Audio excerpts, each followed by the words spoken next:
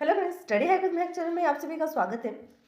Last video में हम topic कर रहे थे स्पीच रिकॉग्नाइजेशन क्या होता है, उसकी definition and plus what is the difference between the speech recognition and the voice recognition. ये टॉपिक हमने डिस्कस किया। आज का जो टॉपिक रहेगा वो होगा approaches to the speech recognition. ये कौन कौन सी अप्रोचेस हैं जो स्पीच रिकॉग्नाइजेशन में यूज की जाती हैं, या फिर स्पीच रिकॉग्नाइजेशन प्रोसेसिंग के लिए कौन से अप्रोचेस या मेथड्स का यूज किया जाता है। तो चलिए फटाफट से वीडियो को स्टार्ट करते हैं और देखते हैं ऐसी कौन सी अप्रोचेस हैं। After knowing how the speech recognition working, ये समझने के बाद कि स्पीच रिकॉग्नाइजेशन एक्चुअल में काम कैसे करता है, you might think that a computer have a dictionary of the signal pattern and find every each and word English words and find which word has not spoken by the computer. Pattern matches the pattern available in the dictionary. देखो ये क्या कहना चाहते हैं, ये कहना चाहते हैं कि अब हमने जो भी वर्किंग थी स्पीच रिकॉग्नाइजेशन की वो हमने समझ ली। ठीक है जी, ऐसे ऐसे वर्किंग होती है। सबसे पहले इनपुट जाता है, एनालाइज करता है, अंडरस्टैंड करता है, प्रोसेसिंग होती है, फिर डिस्प्ले करता है। ये सब वर्किंग हमने समझ ली, जिसके अंदर हमने ये देखा कि जो कंप्यूटर सिस्टम होता है वो एनालाइज करता कैसे है, कैसे हमारे वर्ड्स को जो हम बोल रहे हैं, हम स्पोक कर रहे हैं, कैसे उनके पैटर्न को मैच करता है। उसको कैसे पता लगता है कि जो ये पर्सन है या यूजर है ये मुझे ये इनपुट दे रहा है, कोई स्पेसिफिक इनपुट दे रहे हैं तो वो क्या इनपुट है। उस इनपुट को समझने के लिए भी उसको अपने हाई लेवल लैंग्वेज जो हम स्पोक कर रहे हैं उस लैंग्वेज को मशीन रीडेबल फॉर्म में कन्वर्ट करना है। बट कन्वर्ट करने से पहले उसको पता भी तो होना चाहिए ना कि वो पर्टिकुलर वर्ड्स कौन से हैं, है ना। तो वर्ड को मैच करने के लिए कि ये वर्ड्स ये हैं, मैच करने के लिए पैटर्न मैचिंग एल्गोरिदम्स का यूज करता है। ठीक है, किसका यूज करता है? Pattern matching. इसके अंदर प्री बिल्ट डिक्शनरी होती है। जो भी आप वर्ड स्पीक कर रहे हैं, सपोज करो कि हमने एक वर्ड यूज किया इंग्लिश, तो हमने जो इंग्लिश वर्ड बोला है, स्पीक किया है, इस वर्ड को कंप्यूटर सिस्टम अपनी डिक्शनरी में चेक करेगा कि क्या पूरे यूनिवर्स में या मेरे डिक्शनरी में इस इंग्लिश नाम का कोई वर्ड है। अगर तो है देन क्या करेगा, जो भी यूजर प्रोसेसिंग करवाना चाहता होगा उस वर्ड पे, कि उसको डिस्प्ले करवाना है, उसको ट्रांसलेट करना है या कुछ भी करना है, वो ऑपरेशन परफॉर्म करके तो हमने यहाँ पर किसका यूज किया? डिक्शनरी टूल्स का यूज किया। उन टूल्स को यूज करके पैटर्न मैचिंग की। अगर तो पैटर्न आपका मैच हो जाता है किसी भी पैटर्न से जो आपके डिक्शनरी में स्टोर्ड है, तो वो आपको प्रोसीड करेगा नेक्स्ट की तरफ, उस पर प्रोसेसिंग करेगा। अदरवाइज वो दिखाएगा आपको इनवैलिड इनपुट, या कुछ ऐसे भी हमारे पास डिक्शनरी सिस्टम से डिक्शनरी टूल्स हो सकते हैं जिसके अंदर ऐसा सिस्टम है कि अगर तो वो उस डिक्शनरी में अवेलेबल है वो पर्टिकुलर वर्ड, तो वो प्रोसेसिंग कर देगा।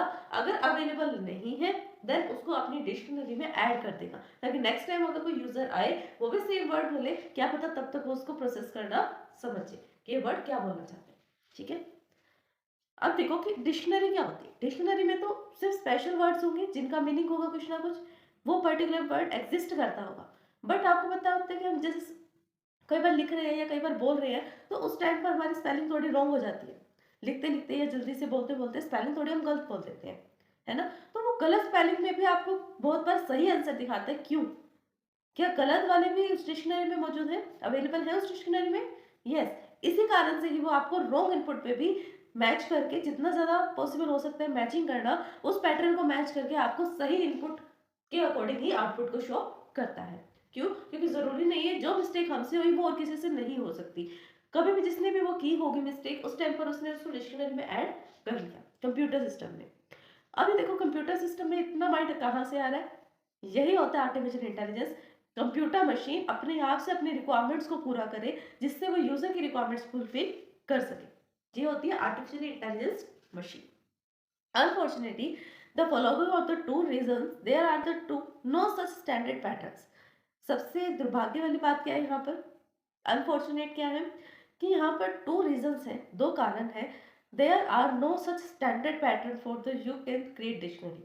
यहाँ पर कोई भी standard hard and fast rule नहीं है जिसको पढ़कर आप ये कहो कि इन रूल्स को फॉलो कर कर ही आपको एक डिक्शनरी बिल्ड करनी होगी। डिक्शनरी को बिल्ड करने के लिए, क्रिएट करने के लिए कोई हार्ड एंड फास्ट रूल नहीं है। कौन से ऐसे रीजन है वो देखते हैं अभी हम। फर्स्ट जो रीजन आता है वो आता है signal pattern of the two people when spoke are different. ठीक है, अब ये प्रॉब्लम क्यों आएगी? देखो, वर्ड एक है, सिंगल वर्ड है, कोई भी वर्ड हो सकता है, उसको बोलने वाले पर्सन टू है। वर्ड सिंगल है, बोलने वाले पर्सन टू है। ऐसा भी हो सकता है कि चाहे वो सिमिलर लैंग्वेज में ही उसको बोल रहे हैं, हम इंग्लिश लैंग्वेज में ही बोल रहे हैं, बट एक पर्सन पंजाब साइड से बिलोंग करता है और दूसरा पर्सन हरियाणा साइड से बिलोंग करता है। अब आप खुद देख सकते हो कि उनकी जो इंस्टिंक्ट्स होगी, जो बोलने का वे होगा, चाहे वो कितनी ज्यादा अच्छी इंग्लिश बोल रहे हैं, बट उनकी जो टंग पर थोड़ा सा टेस्ट आता है, वो किसका आता है? अपनी मदर टंग का। उस टाइम पर क्या होता है कि वो पर्सन बोल तो सेम चीज रहे हैं, बट हो सकता है कंप्यूटर सिस्टम उनको अलग अलग समझ ले कि ये एक अलग वर्ड बोल रहा है पर्सन 1 और पर्सन 2 एक अलग वर्ड बोल रहा है, बल्कि बोल तो वो सिमिलर ही वर्ड रहे हैं, बट उनकी जो मदर टंग के जो उनके साउंड है, साउंड की वजह से उनका जो वर्ड है ना, वो रिकॉग्नाइज नहीं हो पा रहा है। तो अगर रिकॉग्नाइज हो रहा है तो गलत रिकॉग्नाइज कर रहा है, ऐसा भी हो सकता है। तो ये रीजन है कि आज तक कोई ऐसी डिक्शनरी नहीं बनी, कोई हार्ड एंड फास्ट रूल नहीं बना इस चीज का कि हम डिक्शनरी बनाने के लिए किन चीजों का या किन रूल्स का यूज करें। फर्स्ट तो यही आ गया कि अगर उनके बोलने का, उनके पैटर्न जो होगा बोलने का वो डिफरेंट होगा, तो वो उसको अलग अलग वर्ड ही कंटेन करके चलेगा। Next, depending on the contents in which the word is spoken by the you. दूसरा, ये आपके इंप्रेशंस को कंटेन नहीं करता, आपके इंप्रेशंस पर इतना फोकस नहीं करता, सिर्फ वर्ड्स पे करता है। बट सिर्फ वर्ड पे फोकस करके क्या आप उसका मीनिंग समझ सकते हो कि वो क्या कहना चाहता है? नहीं समझते। जब एक पर्सन नहीं समझ सकता तो कंप्यूटर सिस्टम को हम कैसे समझाएंगे कि जो पर्सन बोल रहा है वो किस कॉन्टेक्स्ट में बोल रहा है? गुस्से में बोल रहा है, प्यार से बोल रहा है, खुश होकर बोल रहा है, सैड होकर बोल रहा है? अगर वो कोई सेंटेंस बोल रहा है तो वो किस कंटेक्स्ट में बोल रहा है ये भी हमें नहीं पता। अगर एक पर्सन जो है, एक ह्यूमन पर्सन इसको समझने में लैक हो सकता है तो कंप्यूटर सिस्टम क्यों नहीं हो सकता? ये भी एक ऐसा रीजन है जिसकी वजह से डिक्शनरी के हार्ड एंड फास्ट रूल नहीं बनाए गए कि हमें किन कंपोनेंट्स का कैसे यूज करके डिक्शनरी को बिल्ड करना चाहिए।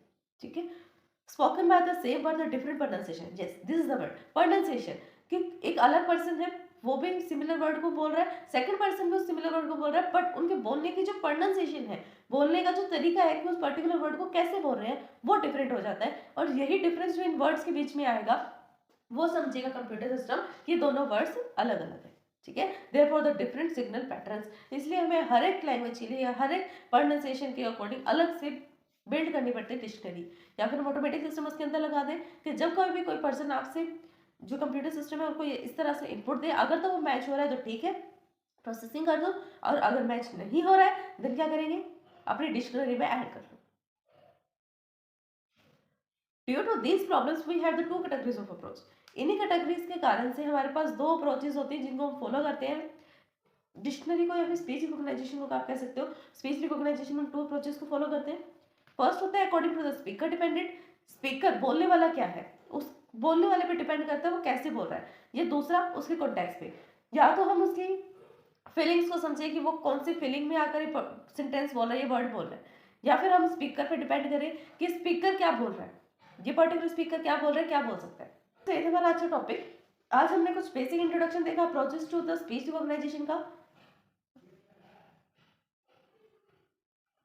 आई होप कि आपको वीडियो समझ में आई होगी। अगर प्रीवियस वीडियो को समझने में आपको कोई भी डाउट आता है देन आप हमें कमेंट कर सकते हैं। वीडियोस को लाइक करना, शेयर करना, सब्सक्राइब करना, कमेंट करना ना भूलें। Thanks for watching my video.